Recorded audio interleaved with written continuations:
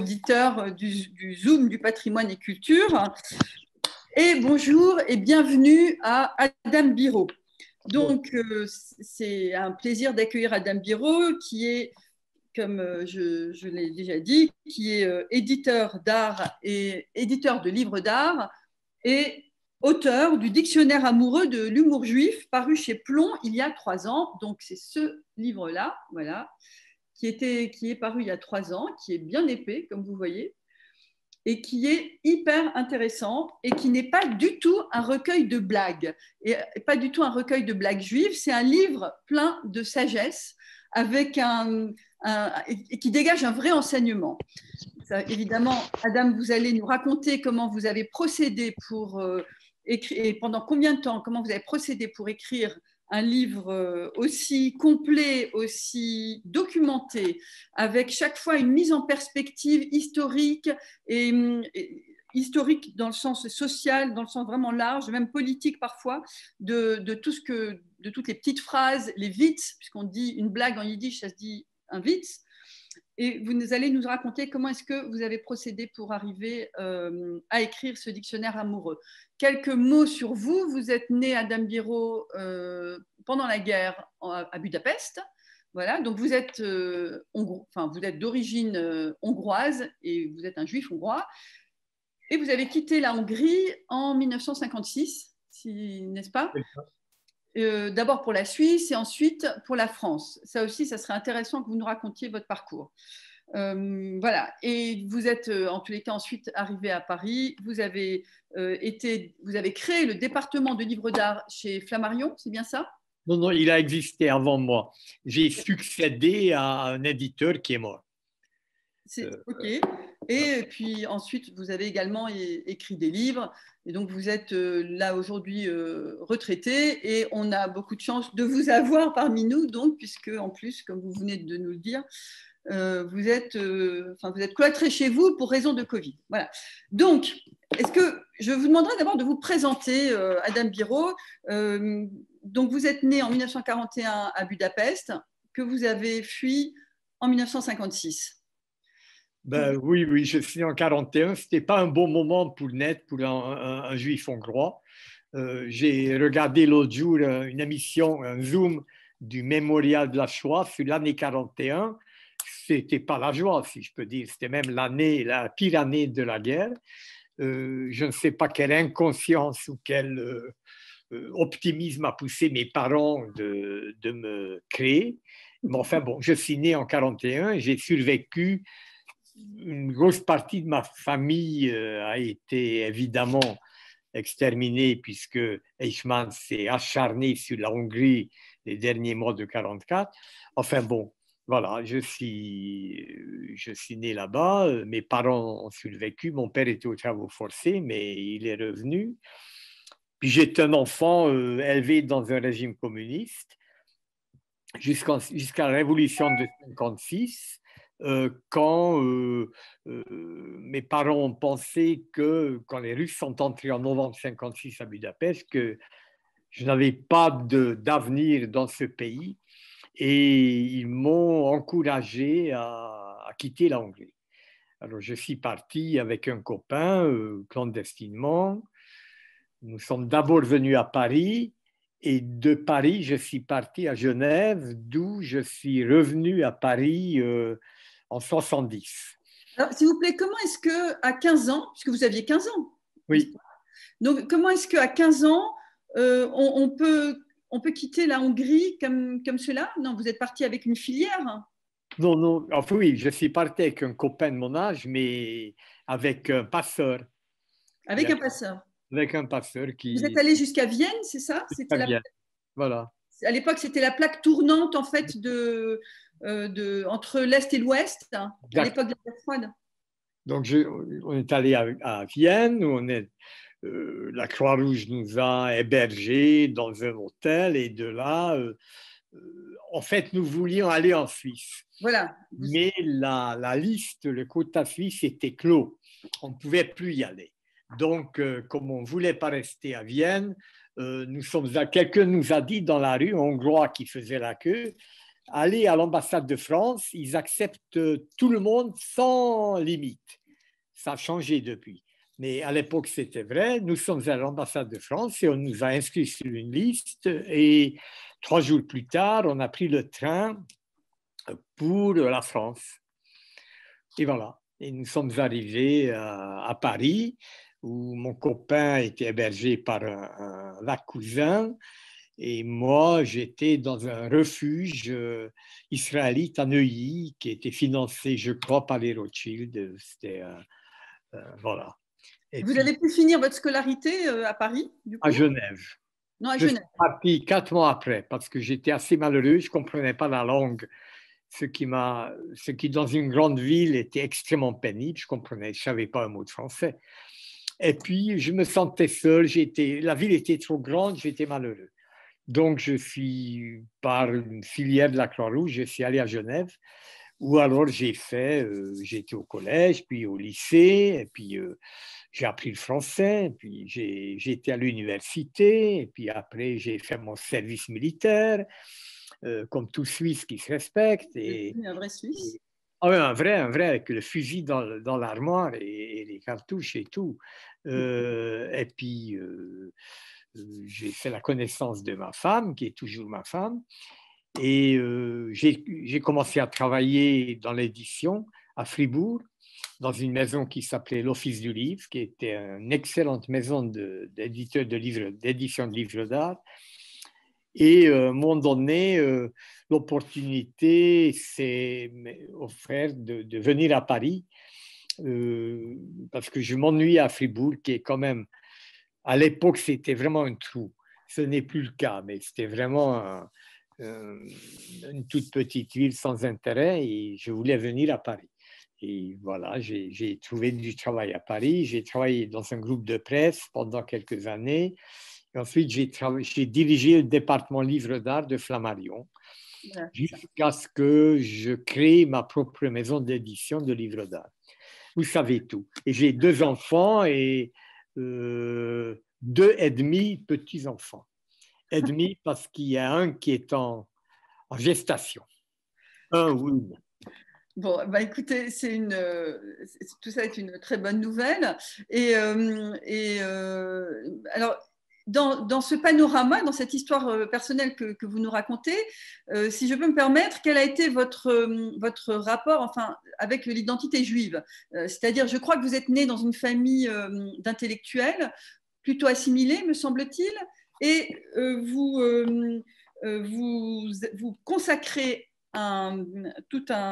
plusieurs pages, tout un chapitre dans votre livre au mont hongrois, où vous racontez justement la spécificité de l'identité des Juifs hongrois. Voilà, qui est intéressante et qu'il ne faut pas confondre avec les Juifs de ce qu'on appelle le Yiddishland, de la Pologne et de la Russie. Si vous pouvez nous raconter un petit peu votre rapport à cette identité juive pour qu'on puisse après comprendre comment vous avez pu écrire cette somme sur l'humour juif. Alors, je suis en train de fréquenter un cercle d'amis yiddishisants qui, eux, sont d'origine, donc qui parlent yiddish parce que leurs parents parlaient yiddish. Ils sont d'origine soit polonaise, soit russe. Et je me rends compte l'abîme immense qui existe entre nous. Eux, pour eux, la yiddishkeit, le judaïsme était, et qu'ils appartenaient à quelque chose à part, était une évidence. Tandis que les juifs hongrois, comme les juifs allemands, comme les juifs autrichiens, comme les juifs de l'Empire austro-hongrois, étaient totalement assimilés. Mes parents, mes grands-parents surtout, croyaient qu'ils étaient hongrois, juifs évidemment, mais hongrois, un point, c'est tout.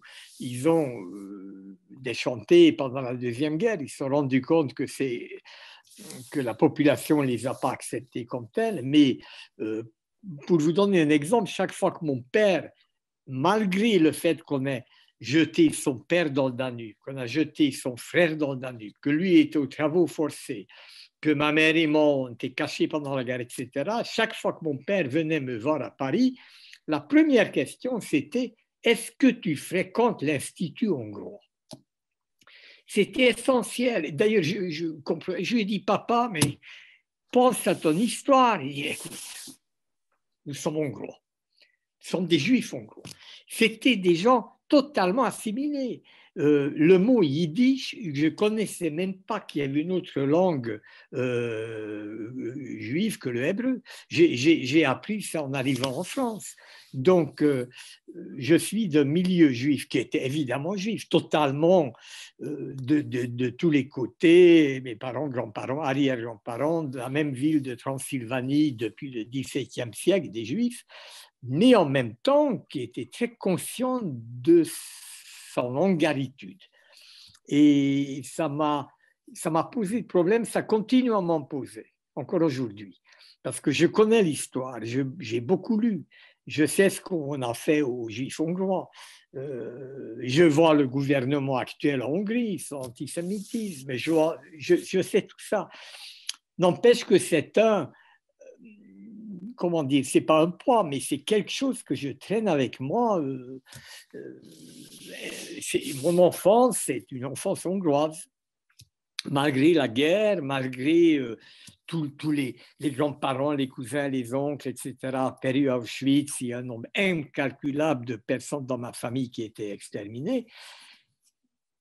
Voilà. Donc la question reste ouverte et je ne peux pas vous... Mais c'est la même question pour Stefan Zweig.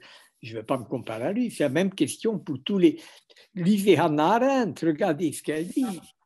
Quand elle parle des Juifs allemands, les Herr Doktor, qui savaient parfaitement qu'ils étaient Herr Doktor que dans leur milieu juif, n'empêche que ich bin ein Herr Doktor allemand.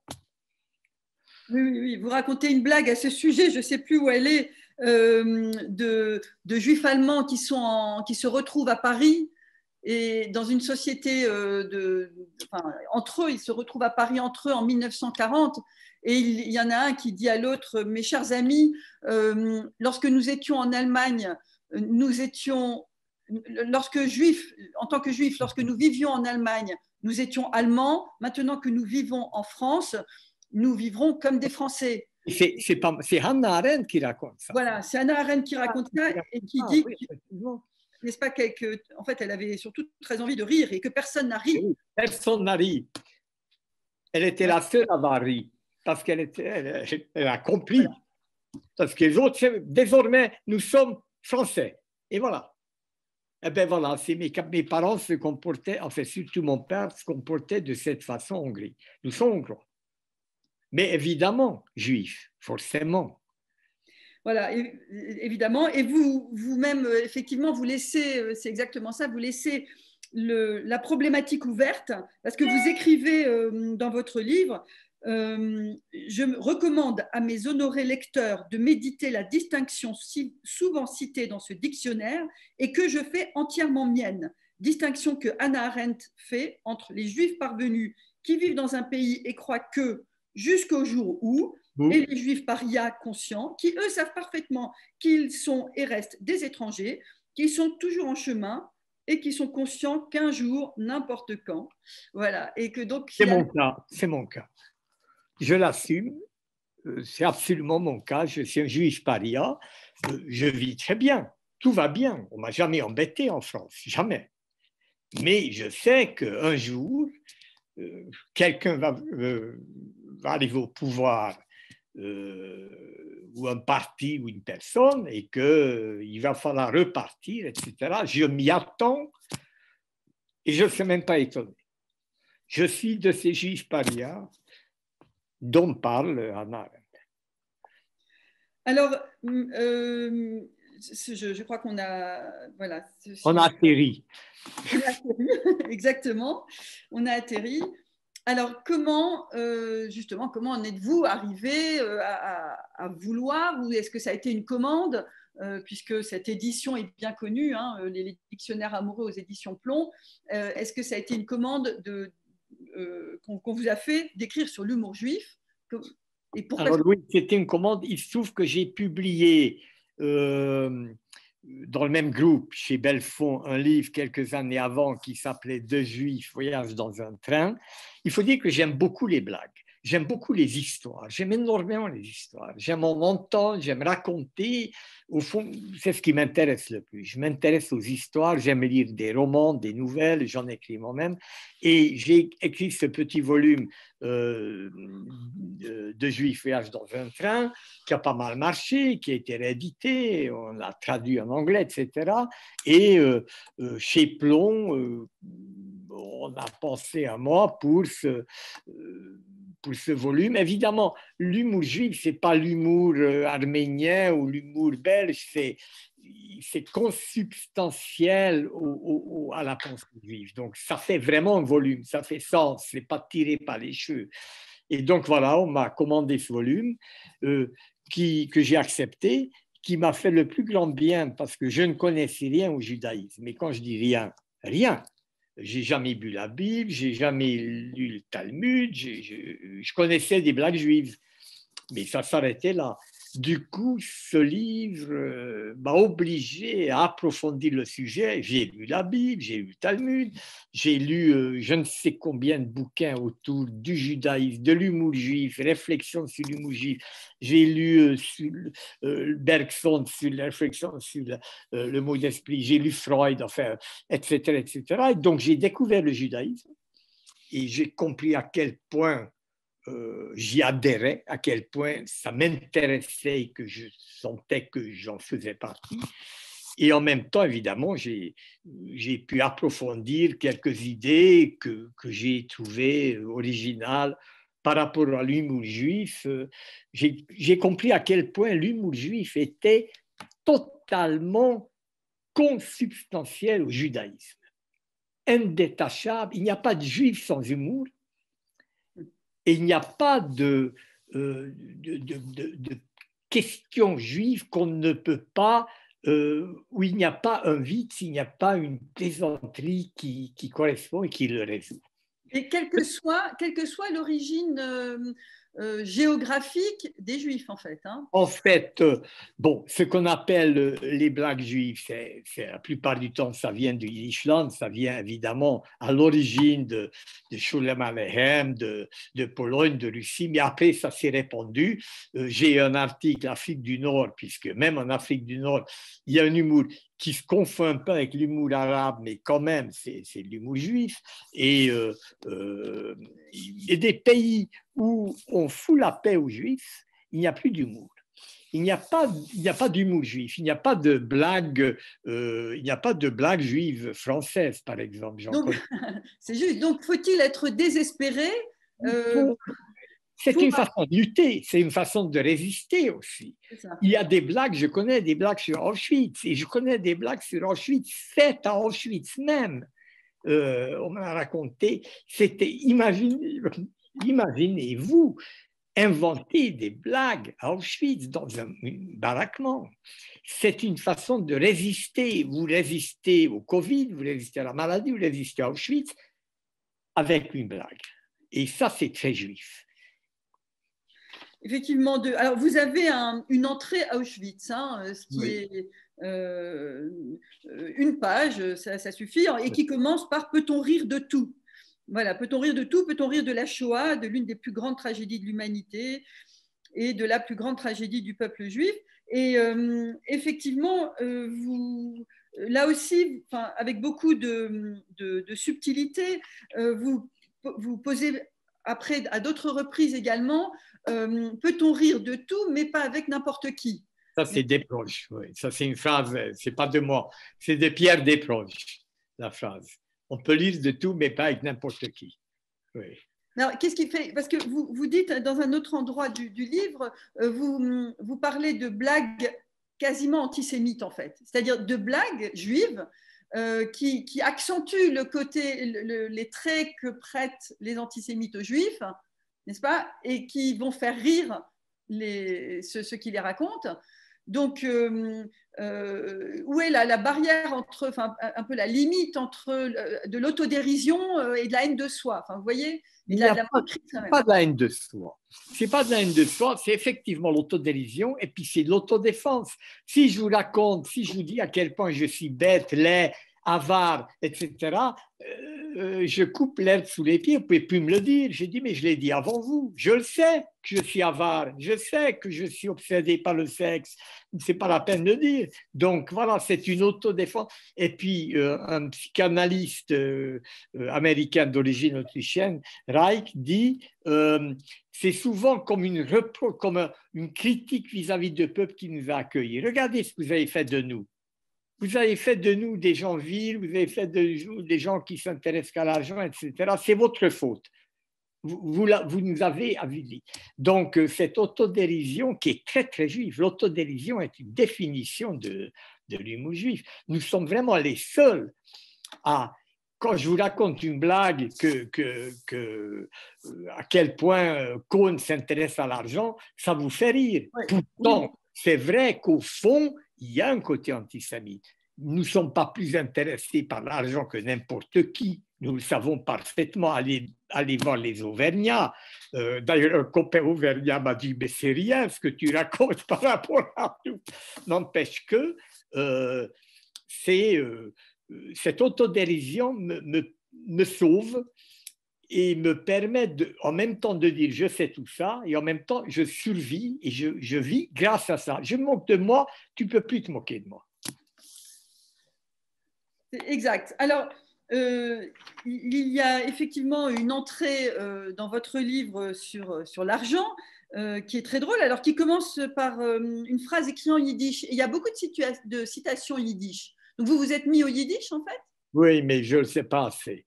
Je m'y suis mis, oui, une fois par semaine, j'ai 6 copains, comme je vous ai dit tout à l'heure, avec qui maintenant on zoom, sinon on se voit à Paris et eux, ils parlent yiddish. Moi, je les écoute en yiddish et à force, j'ai appris. Je n'ose pas parler, mais j'ai compris. D'accord. Je comprends. Alors, vous avez 2 personnages qui sont Cohn et Grun et qu'on retrouve dans tout votre livre. Oui. Donc, Oui. ils sont des personnages inventés par vous-même. Non, non, ce sont des personnages typiques des Juifs hongrois. Les Juifs hongrois s'appellent Cohn et Grun. Voilà. Toutes les blagues juives hongroises, c'est Cohn et Grun et le petit Moritz, quoi. C'est les trois personnages clés des blagues juives hongroises.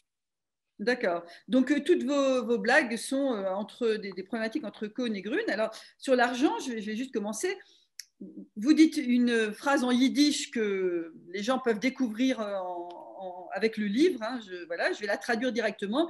Seule la mort est gratuite, mais son prix est la vie. Tout se paye, mais pas toujours avec de l'argent. Et vous continuez en disant que les Juifs ont un rapport particulier avec l'argent. Voilà, le sujet est tabou. Pourtant, le mot hébreu, kesef, signifie argent, mais aussi désir. Alors, vous continuez à expliquer, à nous divertir sur l'argent. Et ensuite, on en arrive à la blague.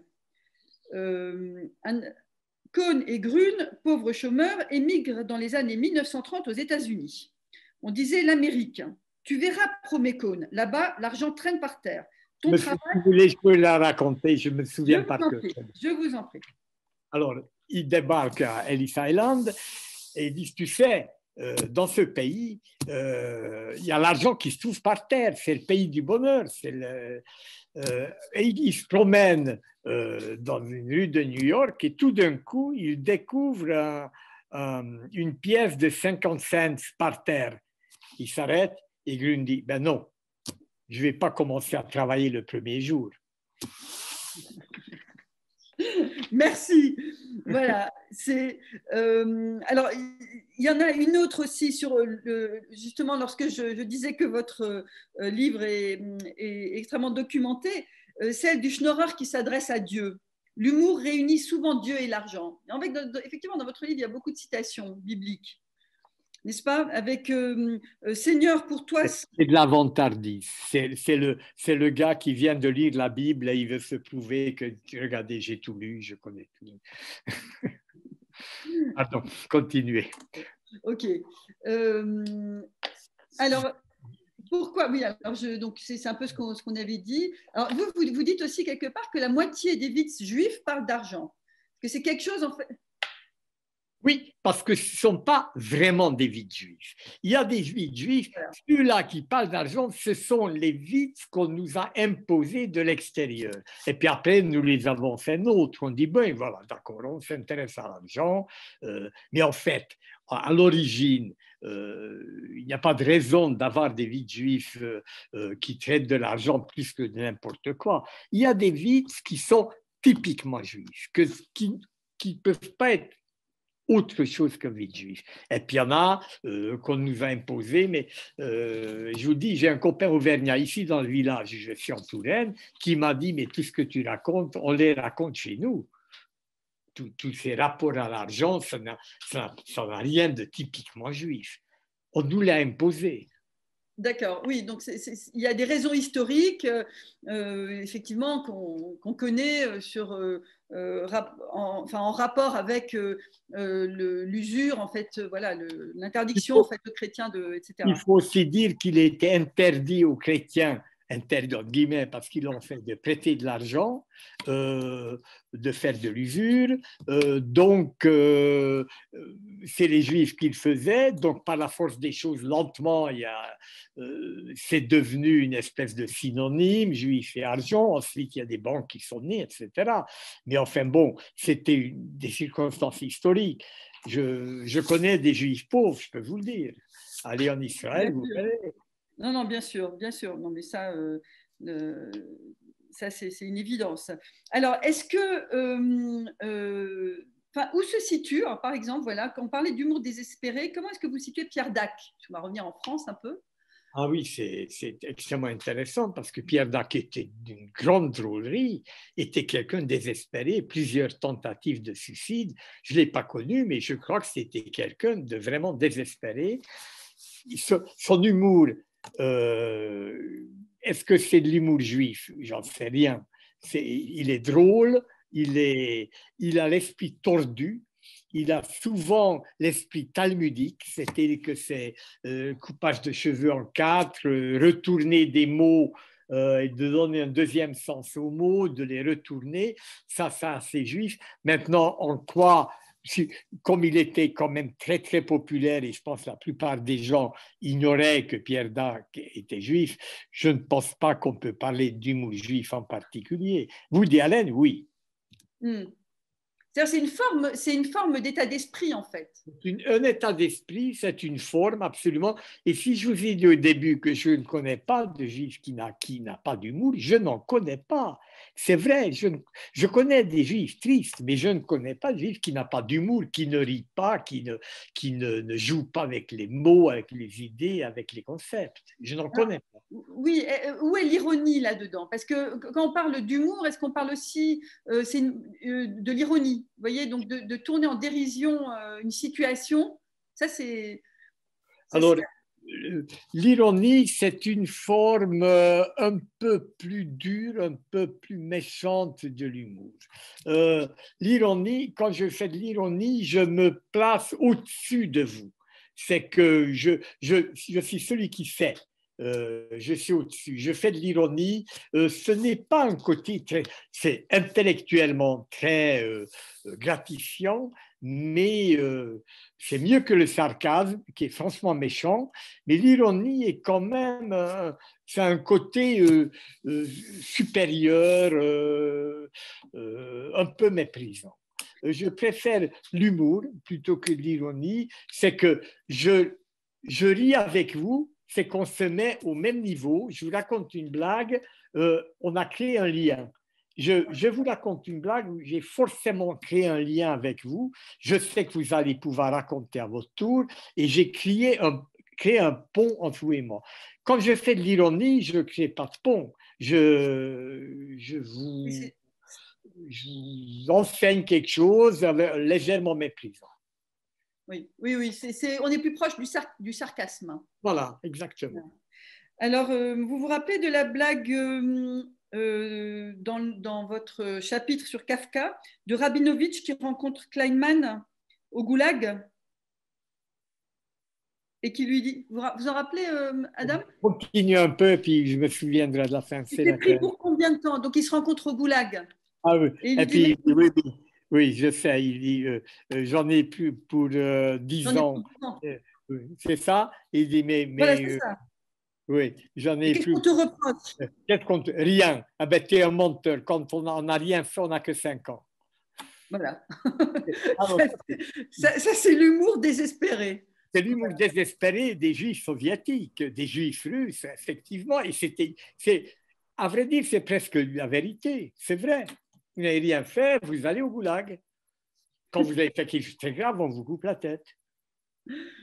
Et est-ce que. Non, tout à fait. Alors, il y en a une autre, y allant dans le même sens 50 ans plus tôt, raconte que une autre blague, hein, le même Rabinovitch rencontre le même Kleinman à Saint-Pétersbourg à l'époque des tsars. Et lorsque Rabinovitch se plaint d'avoir été giflé sans raison par un gendarme, Kleinman le met en garde. Pour cela, tu peux en prendre pour plusieurs années à les inscrire en exergue dans les prochaines éditions de Kafka. Alors, est-ce que vous considérez voilà, que parce qu'il n'y avait pas vraiment de blagues juives dans le livre, dans les livres de Kafka comme auteur? Là, disons, ce qu'il y a là-dedans, c'est d'une part la situation des Juifs en Russie, qui n'a pas changé depuis jusqu'à, peut-être même pas encore aujourd'hui, mais en tout cas jusqu'à la chute de l'Union soviétique. Les Juifs, si vous lisez Vie et destin de Grossman, si vous lisez Maintenant ou jamais de Primo Levi, vous vous rendez compte que la situation des Juifs en Russie était épouvantable. Et on n'est pas étonné qu'Israël ait été créé, entre autres, par des Juifs russes qui voulaient fuir.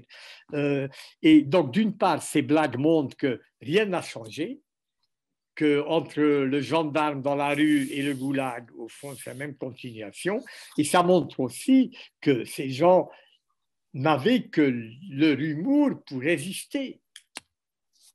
Alors, qu'est-ce qui se passait? Vous avez un long chapitre sur la ville de Chelm, qui a une place particulière dans l'univers, dans l'imaginaire. Alors, c'est totalement l'imaginaire, parce que je crois que cette ville n'existe pas. C'est une ville inventée.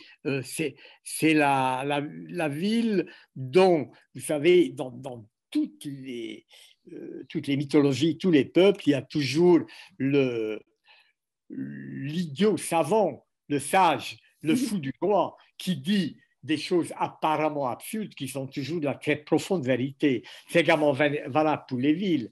Les gens de Chelm se comportent comme des fous, mais évidemment, tout ce qu'ils font est une très profonde sagesse. Comment je ne comprends pas comment gagne la poste, dit un habitant de Chelm à son copain, comment la poste gagne sa vie quand je colle un timbre de 50 kopecks sur une lettre, ça coûte 50 kopecks, oui, il gagne. Ah, c'est que tu oublies que parfois la lettre est plus légère que prévu et la différence va dans la poche de la poste. Alors évidemment, c'est une absurdité complète, mais n'empêche que c'est une question qu'on peut se poser. Et voilà, qu'est-ce qui vaut mieux, le jour ou la nuit, demande un habitant de Chelm à un autre. Eh bien, évidemment, il vaut mieux la nuit, parce que le jour, de toute façon, il y a le soleil, il n'y a pas besoin de lumière, tandis que la nuit, la lune nous éclaire. Etc. Absurde. Et il y en a une autre qui est très bonne. C'est si tu as deux montres, veille à ce qu'elles n'indiquent pas la même heure. Sinon, à quoi te serviraient deux montres? Exact. Dit le rabbin de Chelm. Ah, j'aime beaucoup. Ah oui. Excellente celle-là, oui. Elle est excellente. Donc, alors, est-ce que vous faites un lien entre Chelm et deux personnages que personnellement, là, je ne connaissais pas du tout, qu'on apprend à connaître chez vous, c'est Ilf et Petrov. Oui, alors Ilf et Petrov, c'est le titre d'un roman, ce sont les auteurs d'un roman russe qui s'appelle Les 12 chaises. C'est deux auteurs très, très connus, c'est traduit en français. C'est dont un était juif et qui s'appelle Les 12 chaises et qui montre, au fond, c'est la naissance de l'Union soviétique. Ça se passe, c'est extrêmement drôle et c'est bourré de vie juif, en fait. Ce sont des écrivains russes. D'accord, donc ça, ce sont des écrivains russes. Alors, on va venir un peu plus proche de nous. Bon, vous avez un chapitre très intéressant, ça c'est pas très proche, mais sur Charlie Chaplin, que tout le monde prenait pour un juif alors qu'il n'était absolument pas. Oui. Oh, c'est très intéressant, très. J'aurais voulu écrire même plus, parce que Hannah Arendt parle de Charlie Chaplin comme le représentant même du Schnorrer juif d'Europe centrale. Mendiant juif. Bien. Sartre, dans son étude sur réflexion sur la question juive, cite Charlie Chaplin. Or, Chaplin n'était pas juif. Il a même dit « je n'ai pas cet honneur ». N'empêche que le personnage qui représente des migrés misérables, mal fringués, maladroits, qui gagnent toujours, qui sont toujours par le haut, il fait tellement juif, il fait tellement émigré juif que personne n'a jamais pu, au fond, le faire aussi bien que ce non-juif de Chaplin. Oui, exact. Et c'est en plus, il a très bien réussi aux États-Unis. Enfin, il a été reconnu par les États-Unis. Donc, il a tout le parcours du juif qui, enfant de la balle, de parents misérables, forains, qui va en Amérique, qui réussit, qui devient millionnaire et qui, il faut dire qu'il a un talent. Oui, tout à fait. Non, tout à fait. Alors, par contre, il ne suffit pas d'être juif. Il faut avoir le talent de Charlot. Oui, bien sûr. Bien sûr. Alors, comment dire, ils ont été peut-être les héritiers de Charlot, c'est les Groucho-Marx, les frères Marx. Oui. Mais eux, ils jouent à fond sur l'humour juif. D'ailleurs, Groucho, il a même des plaisanteries sur le judaïsme quand il dit j'ai écrit à un club qui m'a refusé, où je voulais m'inscrire, qui m'a refusé, et je lui ai dit, vous avez raison, jamais je ne voudrais entrer dans un club qui accepte des juifs comme moi. Donc, il a accentué, bon, il a même joué même physiquement, il correspondait à la caricature du juif. Bon, exact. Vous savez, excusez-moi Gabriel, vous savez que la famille vient de Merzwiller. Oui, oui. D'un village alsacien. Oui, voilà. C'est effectivement. Alors, ce qui n'était pas bon, il y a, comment dire, votre livre, il y a plusieurs chapitres sur des écrivains ou des auteurs qui ont comme ça un parcours typique de juifs intellectuels, enfin un parcours typique intellectuel d'intellectuels juifs, comme Philippe Roth, comme Joseph Roth, et où on retrouve ah oui, non, vous aviez demandé, ça j'avais pas vu, vous aviez demandé à Philippe Roth oui. de vous envoyer sa blague préférée. Oui, et sa secrétaire m'a répondu en disant que M. Roth n'écrivait plus. Et j'ai pensé que ce n'était pas vrai. Et quand il est mort, j'ai lu que c'est vrai, il a arrêté d'écrire. C'était vrai. Je pensais que c'était inconcevable qu'on écrivait jusqu'au dernier jour.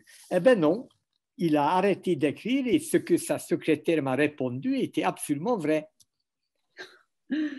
Dommage, ça aurait été intéressant. Ah oui. Alors, j'ai aussi écrit à Woody Allen, à son agence, et eux, ils m'ont dit que M. Allen est très intéressé et qu'il va m'envoyer quelque chose. Il ne m'a jamais rien envoyé. Mais n'empêche que ce n'était pas un refus.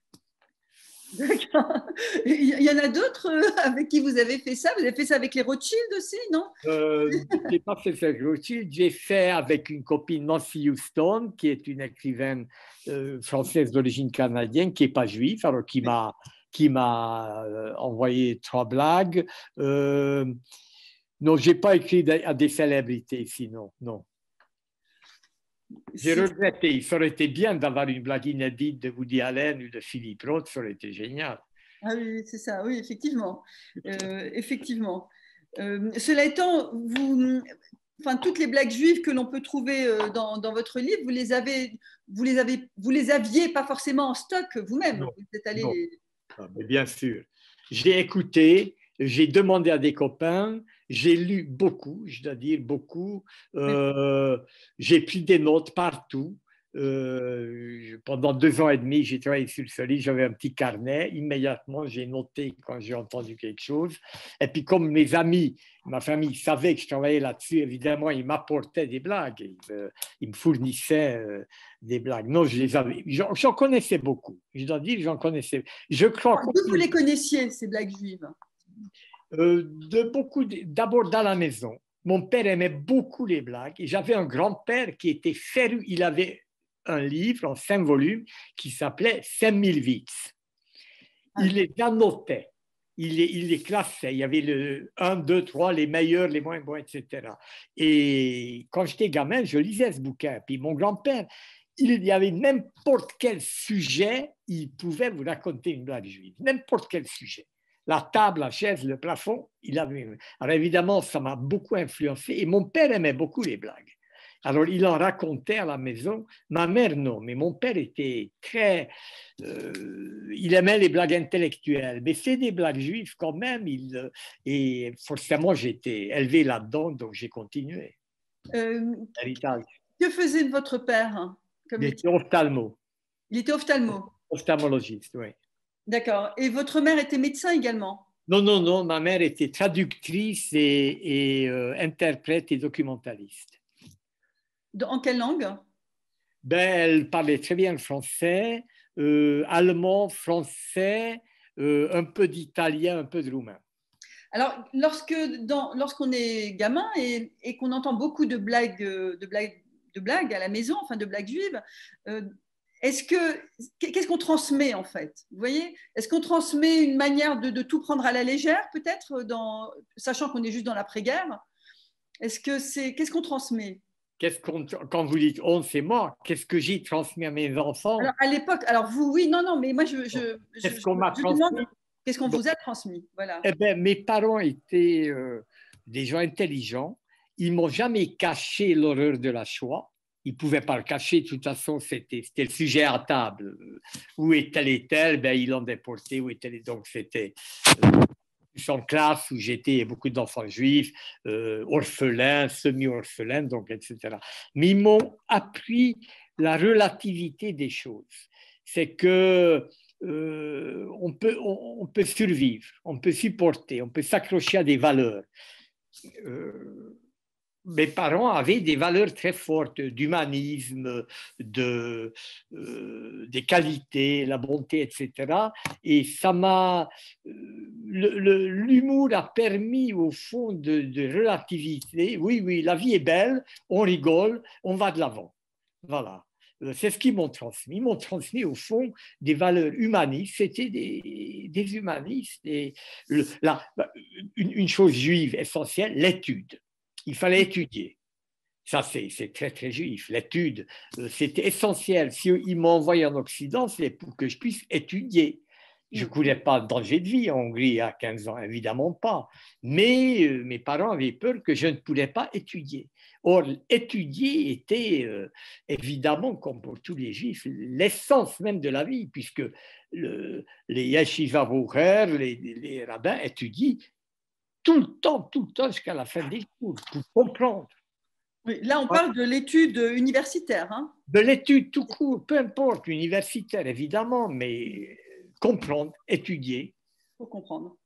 Et qu'est-ce qu'aujourd'hui vous apporterez, enfin, qu'est-ce que vous, aujourd'hui, d'après vous, votre livre, un livre comme ça, vraiment sur l'humour, qui est plein d'humour, plein d'ironie, plein de sagesse, comme je l'ai dit au début, qu'est-ce que ça peut nous apporter aujourd'hui dans le monde qui est nôtre?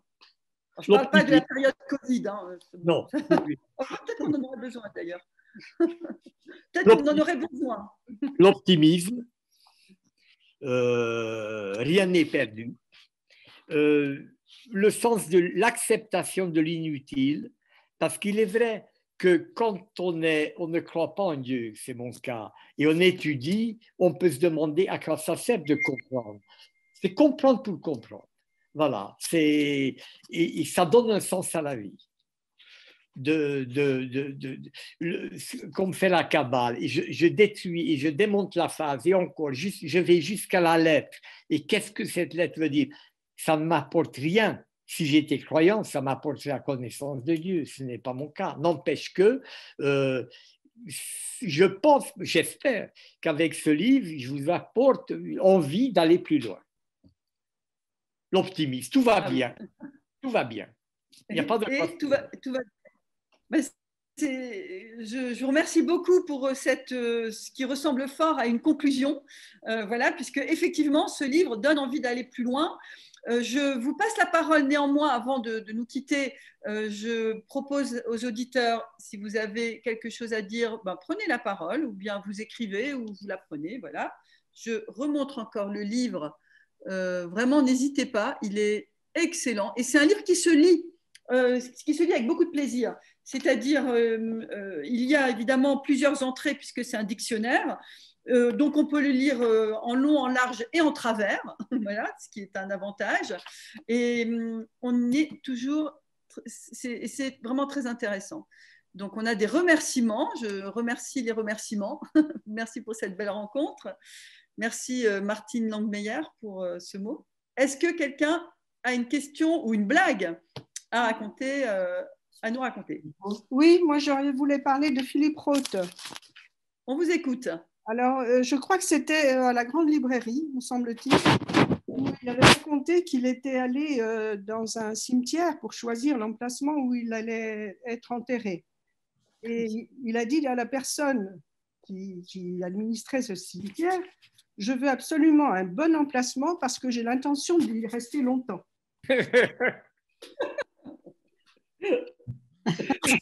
Merci. Excellent. C'est parfait ça. Je vais adopter ça.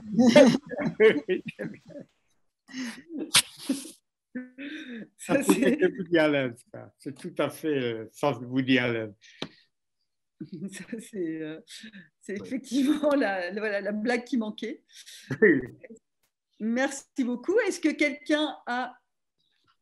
Voilà, merci. Vous voyez, Ingrid Teut qui dit merci à Monsieur Biro pour cet optimisme qui montre qu'on peut survivre au pire.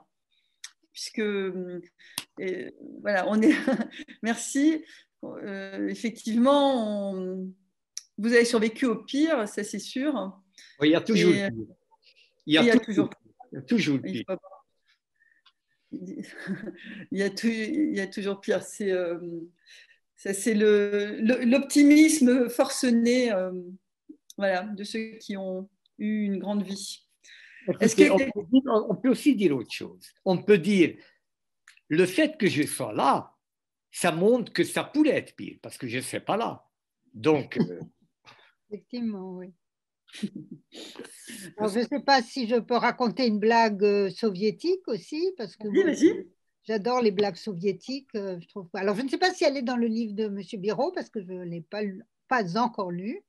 C'est donc, à l'époque soviétique, on fait la queue devant une boulangerie. Et alors, le patron sort et dit, bon, les Juifs qui font la queue, vous pouvez partir, il n'y a rien pour vous. Bon, les autres restent évidemment sous la neige, dans le froid. Et puis, quelques temps après, il dit, bon, écoutez, les gens qui ne sont pas au parti, vous pouvez partir, il n'y en aura pas pour vous. Bon, les gens partent, et puis il reste quand même encore une file de gens qui sont au parti.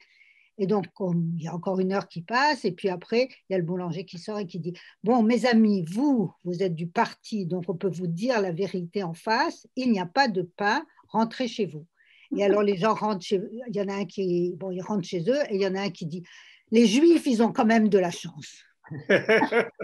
Il est dans mon bouquin. Il y est? Oui. Bon, d'accord, écoutez, on a les mêmes goûts, alors on a les mêmes... Je vais ajouter quelque chose. Je n'aurais pas dû vous le dire, parce que je commence mon livre en disant « Un gentleman est celui qui ne connaît pas la blague qu'on lui raconte. » Ah, d'accord. Vous voulez que je en raconte une autre avec les poules? Non, j'aurais jamais dû vous le dire. Dans mon livre, j'aurais dû dire « Oh, génial !» et vous l'aurez découvert par hasard. Oui. En général, on dit d'ailleurs, les Juifs ne sont pas très polis. En général, ils disent « on la connaît, on l'a déjà entendue. » On la connaît, puis j'aurais raconté mieux que vous. Voilà, j'aurais raconté mieux, exactement. Il y a aussi les blagues avec les numéros de blagues. Oui. Ça, vous la connaissez aussi. C'est la numéro 547 que je ne raconterai donc pas. Voilà. Puisque tout le monde Bravo. C'est bien. Mais je ne la connaissais pas, la 547, pourtant. Ah, C'est mais dommage. alors, tant pis pour vous, voilà. Vous connaissez un autre numéro, c'est ça? Voilà, il connaît les autres numéros. Merci beaucoup d'intervenants. Est-ce que quelqu'un souhaite encore intervenir? Alors, par ailleurs, effectivement, je confirme que la bibliographie sélective du livre de Adam Biro est très impressionnante et elle est en plusieurs langues. Vous avez effectivement… Vous parlez combien de langues, Adam Biro? Français, anglais, allemand, hongrois, suisse-allemand. Je comprends l'italien, mais je ne le parle pas.